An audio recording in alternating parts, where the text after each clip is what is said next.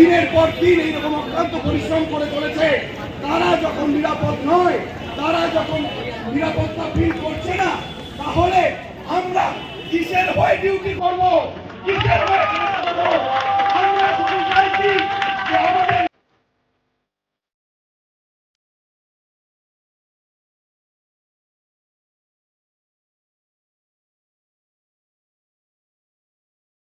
वरुण जी, कोलकाता के RG Kar medical college में जो घटनाक्रम देखने को सामने आया है, उसमें एक महिला डॉक्टर के साथ जो इंटर्नी थी, वहां के स्टूडेंट थी, उसके साथ में पहले बलात्कार और बाद में उसकी हत्या का मामला सामने आया है।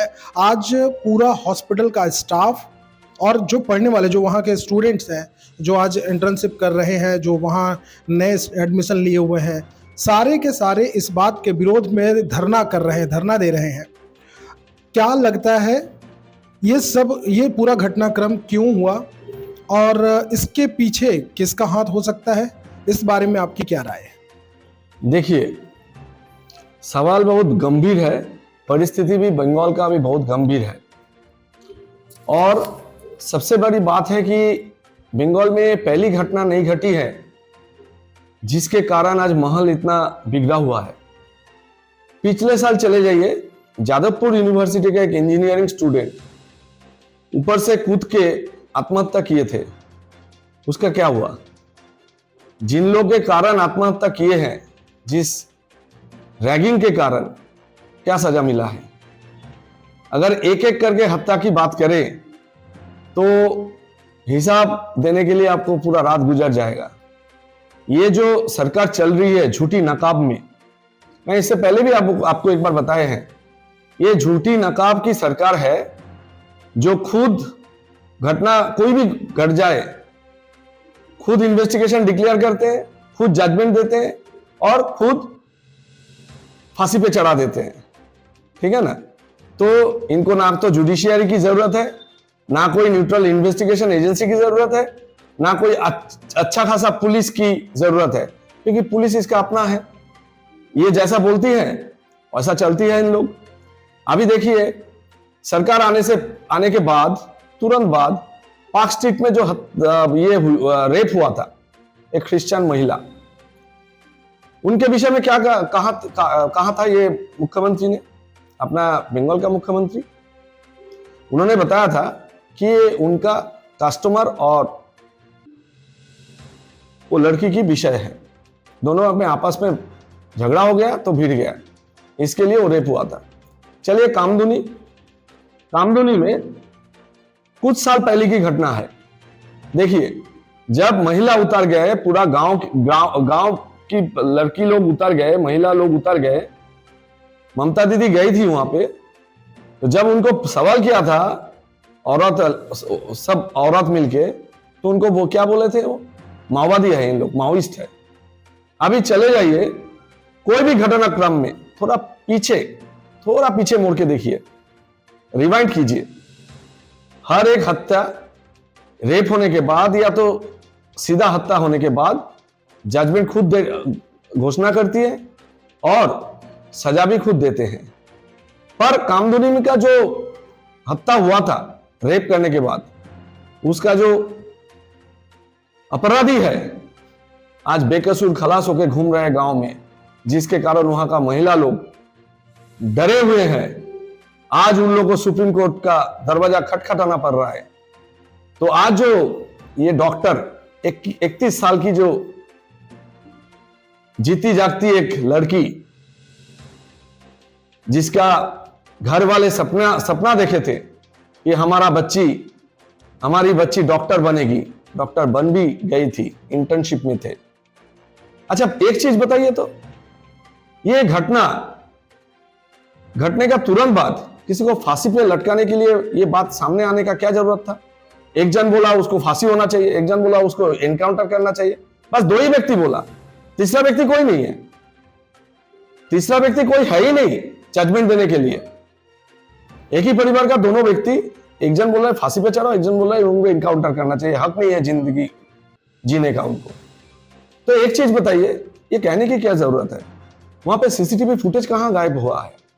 एक चीज बताइए, उनका पोस्टमार्टम में एक साइकियाट्रिक डॉक्टर गए थे, हम लोग के पास जितना इंफॉर्मेशन है, एक डॉक्टर जीती जागती, एक सच्चा दिल लड़की, जुबान लड़की, जो सारा दिन ड्यूटी करके थक गई थी, सेमिनार रूम में रेस्ट के लिए गई थी, कौन क्या ऐसा नौबत आ गया कि एक सिविक वॉलंटियर जाके उसको इस तरह हत्या किए हैं, जबकि जो घटनाक्रम दिख रहा है और उनके शरीर में जितना चिन्ह हैं, उसमें यह साबित होता है यह घटना कहीं एक जन का द्वारा नहीं किया गया है। मुझे लगता है ये संजय बोल के जो लड़के को सामने लाया गया है सिविक वॉलंटियर बोल बता के, इनका पहुंच कहां तक है, इसका भी जांच होना चाहिए। कौन कौन लोग इनके सपोर्ट में हैं, इतना दूर उनको पहुंचाए हैं। और दूसरी बात यह है कि कहीं ये तो स्केपगोट नहीं है, बलि का बकरा तो नहीं बन रही है, कोई और तो नहीं है इस घटनाक्रम के पीछे जो बहुत प्रभावशाली है, जो बहुत इंफ्लुएंशियल है पॉलिटिकली, जिसको बचाने के कारण उसको बलि का बकरा बनाया जा रहा है। ये तो सीधा साधा अनुसंधान की विचार की विषय है। तो अगर सच्चे दिल से मुख्यमंत्री चाहती है कि इनका इन्वेस्टिगेशन हो, तो सीबीआई को पहले दिन से क्यों नहीं सौंपा गया है? सीसीटीवी फुटेज क्यों गायब है?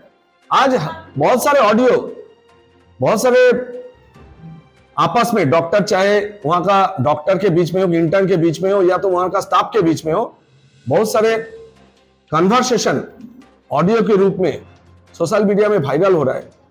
इनका भी जांच होना चाहिए कि इनके अंदर सत्य कितना है, क्योंकि जिन लोग ये ऑडियो को वायरल कर रहे हैं उनको सामने आने में कहीं डर तो नहीं लग रहा है, तभी वो सोशल मीडिया में बिना नाम का ऑडियो सर्कुलेट कर रहे हैं कहीं से ना कहीं से। ये पकड़ना तो बहुत मुश्किल काम नहीं है। जो ऑडियो जहां से भी पोस्ट हो रहा है सोशल मीडिया में, उनका आईपी एड्रेस ट्रैक हो सकता है, क्यों नहीं कर रहा है? इसका भी जांच होना चाहिए। ये जांच होना जरूरी है। किन किन लोग इतने डरे हुए हैं जो सामने आके सीना तान के बता नहीं सकता है कि कौन कौन इसमें इन्वॉल्व है। उनको छुपा के ऑडियो, कन्वर्सेशन की ऑडियो वायरल करना पड़ रहा है। ये बहुत गंभीर विषय है। और मान के चलिए, ये सिर्फ एक आरजीकर का विषय नहीं है, पूरा बंगाल का जनता रास्ते में उतारने के लिए तैयार है। सिर्फ एक चीज का डर है, ये जो सरकार है किसके साथ क्या उतारने के बाद बदसलूकी करेगी, किसी को पता नहीं है। मैं आज इंटरव्यू दे रहा हूं, आपको क्या लग रहा है? मुझे भी इस चीज का कभी कभी डर लगता है कि कहीं मुझे रात को अपना पुलिस लगा के कुछ हमारे साथ भी ऐसा घटना कुछ ना घट करे और हमको भी हमारे नाम के ऊपर भी कुछ थोप दे।